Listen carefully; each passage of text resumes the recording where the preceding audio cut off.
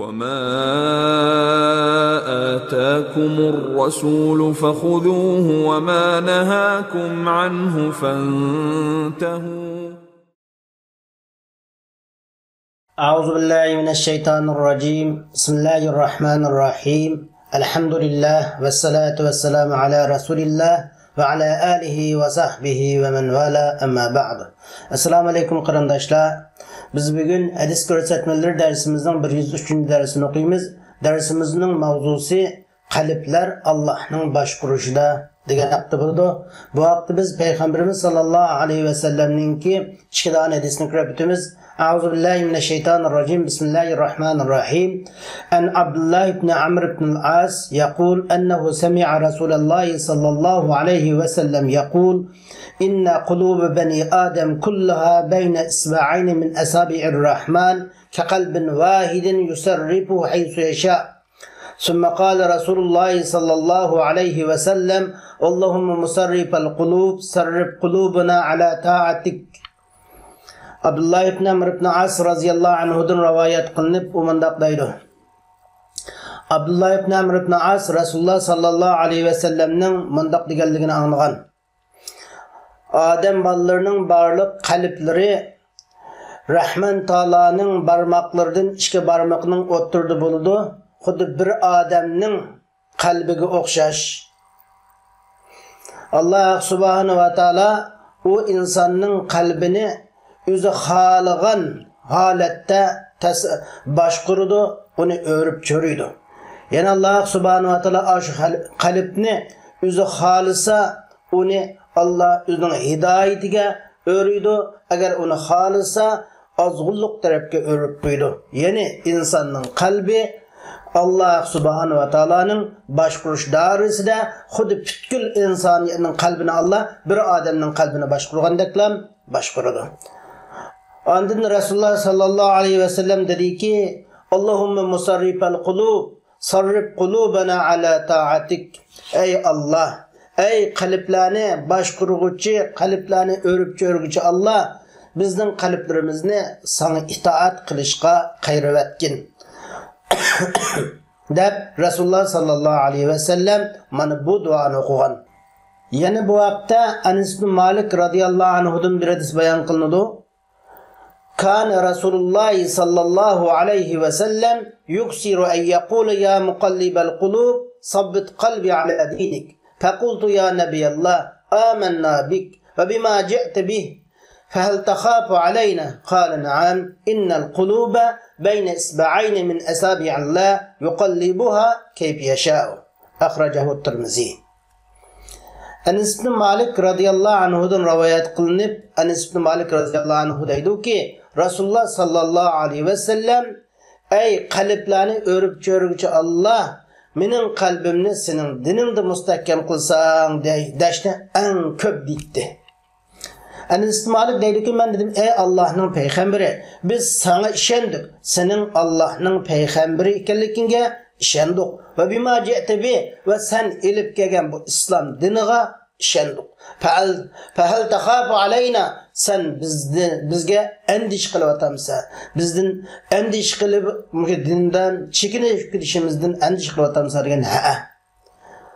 Men andish qilyapman, chunki qalblar Allah subhanahu va taoloning barmoqlaridan ikki barmoq o'ttirsida. Allah subhanahu va taolo o qalblarni o'zi xohlagan shaklda o'rib cho'riydi degan.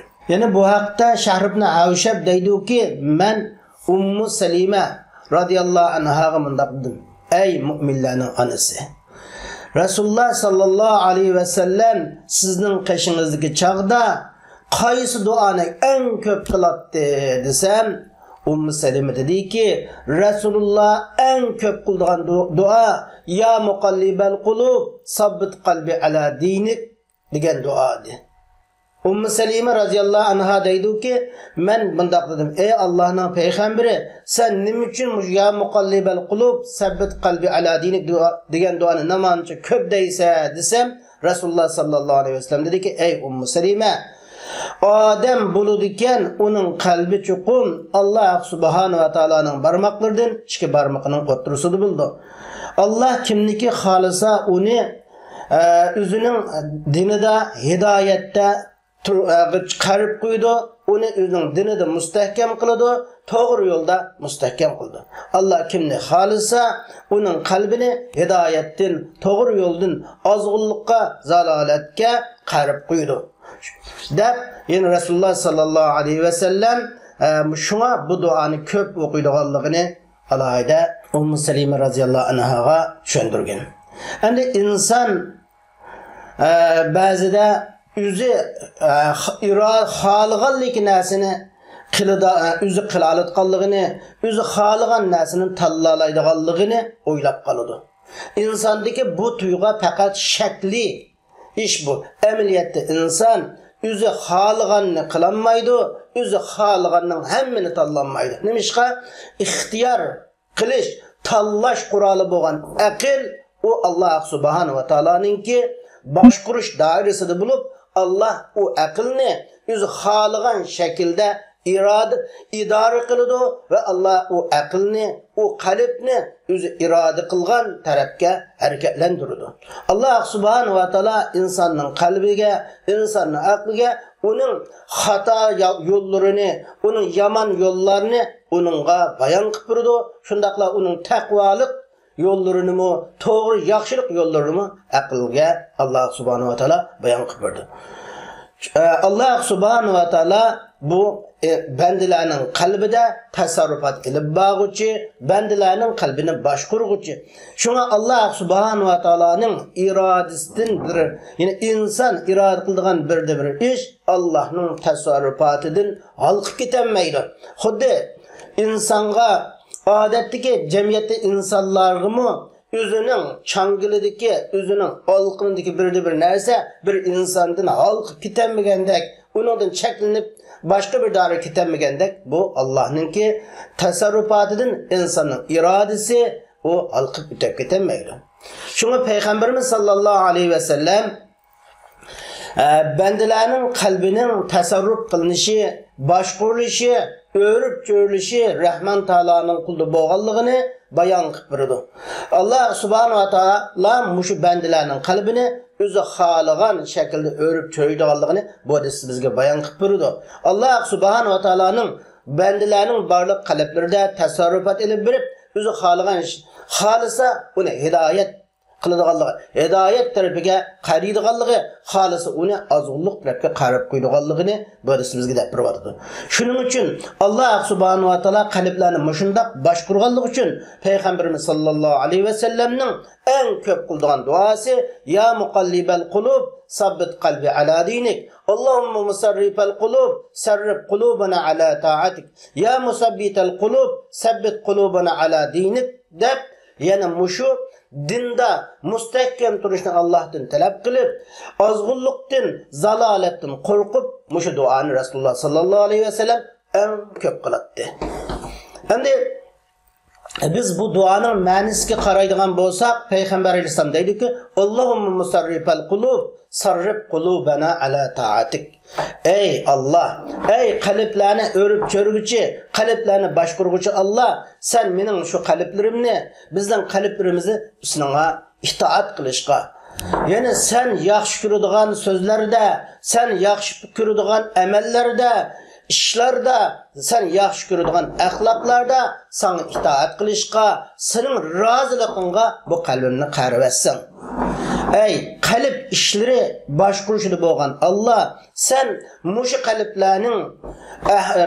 qalblarni iymon bilan kufr o'tirsida, taat bilan ma'siyat o'tirsida, diqqat qilish bilan g'aflat qilish o'tirsida, sen buni o'zing chaqlab, o'zing xohlagan shaklda o'rib cho'risi Allah. Ey Allah, sen mening qalbimni, yana bizning qalbimizni sening diningda mustahkam qilgin, mening qalbimni sana itoat qilishga, sana sening diningda mustahkam turishga sabit qilgin ey Allah. Ey Allah, bu qalblarimizni sening yo'lingdan qing'ir ketadigan qilib qo'ymagin ey Alloh. Qalblarimizda sening to'g'ri diningda sabit qilgin ey Alloh. Bu to'g'ri yo'lingdan qayrilib ketuvchi qilmagin ey Alloh degan bu mazmunni ifodalaydigan duolarni Peygamberimiz sallallohu alayhi ve sellem intayin köp qilg'achqa Ummu Salima radhiyallohu anha Peygamberimiz sallallohu alayhi ve sellem'e deganki: "Ey Allah'ın peygamberi, senin duayın bu ya mukallibel kulub, sabbit kalbi ala dinik, ya musabbitel kulub, sabbit kulubuna ala dinik, Allah'ın musarrifel kulub, sarrif kulubuna ala taatik" degan bu duanı namanda köp kısa deb Salime radıyallahu anha Resulullah sallallahu aleyhi ve sellem'nin bu dualarını köp kılışından aceplengen, taaccüplengende Peygamberimiz sallallahu aleyhi ve sellem deydi ki: "Hey Salime, Adem balisi bunu diken, onun kalbi Allah subhanahu ve ta'ala'nın barmaklarından çıkı barmakının oturusudu buldu. Her kandak Adem'nin kalbi Allah'ın başkuruşudu bulup Allah onu halıgan şekilde başkurdu. Halıgan kişinin Allah subhanahu ve ta'ala özü halıgan kişinin kalbine hidayet üstüde müstehkem turğuzudu. İslam dini de müstehkem turğuzudu. Doğru yolda müstehkem turğuzudu. Halıgan kişinin Allah subhanahu ve ta'ala onun kalbini hidayetten, doğru yoldan azgulluk, zalaletke kayrıp kuydu. Şuna insan hidayet tapsa Allah'ın hidayeti, Allah'ın onu hidayet kılışıyla hidayette budur. Eğer azsa Allah'ın hikmeti bilen, Allah'ın adaleti bilen Allah onun kalbini hidayetten azgulluk tarafı karıp koyganlıkla azıdır. Şunlaşka Allah subhanahu ve ta'ala'dan davamlık muşu duanı köp kılışımız gerek. Allah subhanahu ve ta'ala'dan köp tirişimiz gerek. Bu dualarını davamlaştırışımız gerek de Peygamberimiz sallallahu aleyhi ve sellem Ummu Salime'ge mana bunu düşündürüp koygan. Şuna bizim bu dualarını en köp kılışımız lazım. Çünkü Peygamberimiz sallallahu aleyhi ve sellem Allah'ın peygamber durup: "Ey Allah, benim kalbimni senin dininde müstehkem kıl" dep tilegen yerde biz endi davamlık izchil holatda kalbimizning Allah subhanahu wa ta'ala özünün dinde müstehkem kılışını, bu dinden başka bir tarafga qayrib etmasligini Allah'tan tilishimiz gerek.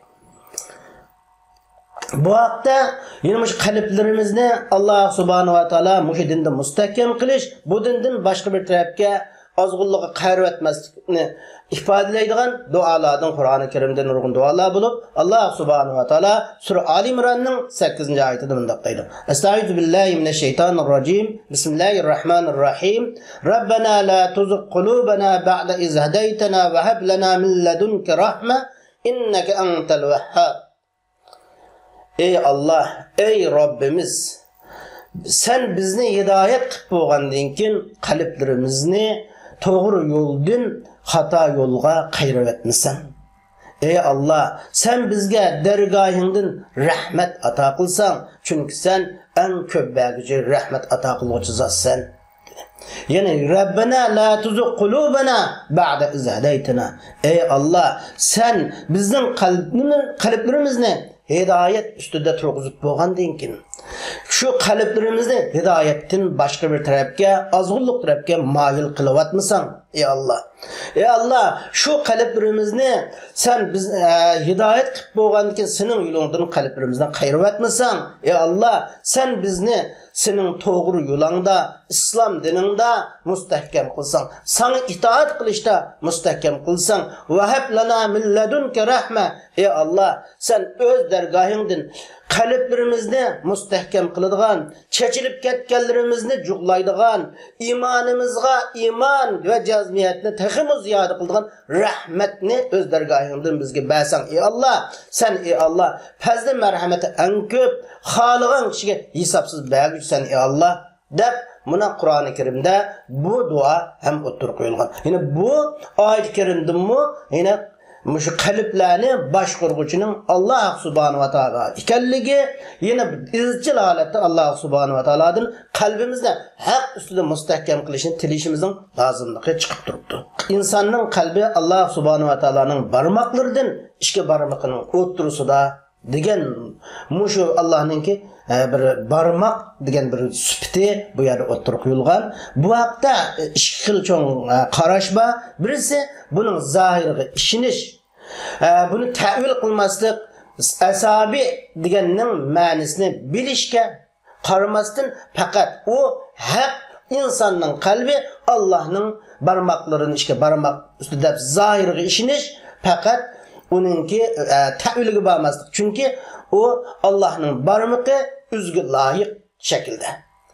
Chunki Allah subhanahu wa taala Sura Shura'ning 11-oyatida deydiki: "Leys kemisli shay va huwa samiul basir." Chunki hech qanday narsa Allah subhanahu wa taolaga o'xshamaydi. Shunga bu yerda faqat shunday ishonish, uni ikkinchi bir ma'niga yoki ta'vil qilmaslik yo boshqa uning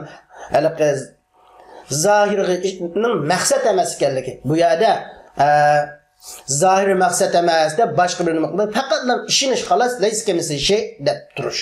Ikkinchisi, yana buni Allohga loyiq bo'lgan shaklda ta'vil qilish, ya'ni maqsad ko'chma ma'nosini iroda qilish. Xuddi insonning qalblari Allohning barmoqidan ishga barmoqida degan gap, yana insonning qalblari Allohning kontrolligida, Allohning qudrat ostida, Allohning boshqarishida degan ma'noda tushunish deb qaraladi. Chunki bizning tilimizda, Uyg'ur tilida falani mening changilimda, pustani mening olqinimda desa, u odam mening changilimda, u odam mening olqinimda bo'lmaydi. Ya'ni u odam mening boshqarishimda, meningki kontrolligimda degan bo'ladi. Endi yana Uyg'ur tilida nurg'un gaplar borki, falani barmoqida o'ynatadi. Pustanining o olqindagi odam deymiz. Amaliyotda u falani har qanday ishga nimaga salaydi salalaydi, qanday boshqaraydi boshqaralaydi degan bir ma'no Uyg'ur tilida ham mavjud. Shunga bu yerda Alloh subhanahu va taolo insonning qalblari Alloh subhanahu va taoloning boshqarishida, kontrolligida degan bir ma'noda tushunamiz. Deguchilarmi bu? Yo'q, barmoqlardan ishga barmoqni o'tirsa daplakini zohiriga iymon aytamiz, uning tigini nima qilmaymiz, boshqa bir ma'noga chiqmaymiz deguchilarmi ham bu. Endi bu darsimizdan muhim bir nuqtani esimizda saqlab olsak, birinchi, bu hadisda Alloh subhanahu va taoloning inson qalblariga Alloh subhanahu va taoloning ega ekanligi. Inson qalblarini Alloh o'zining maxluqlardan boshqa bir maxluqqa topshirib qo'ymaydiganligi bu hadisdan bilinadi. İkincisi, Allah subhanahu wa ta'alaning asabi sifatining bar ekanligi ham bu hadisning isbotlanadi. Üçüncüsü, inson her zaman her vaqt dua bilan Allohga muhtoj ekanligi, Allohga yilinishi lozim ekanligi chiqib turadi. Dördüncüsü, ya'ni Allah'ın dinida mustahkam turishqa, Allah'ın hidoyatida mustahkam turishqa, Allah'ın bizni o'z dinida hidoyatida mustahkam qilishni Allohdan davomli tilashga, alohida darsda qiziqlantirish ham ko'rsatma chiqadi. Beşincisi, odam bolalarining qalbi hammasi bu Allah'ın boshqarishida bo'lib, Allah xolis uni hidoyat qildiganligi, xolis uni haqdan azulliq tarafga moyil qilib o'tadiganligi, qayrib qo'ydiganligini bu darsdan ko'ra olamiz. Alloh subhanahu va taolo hammamizning qalbini o'zining dinida mustahkam qilsin. Ya'ni hayotimizni o'zining diniga xizmat qilib bu dunyodan ketishga bizni nasib qilsin. Va oxir da'vana alhamdulillahi robbil alamin.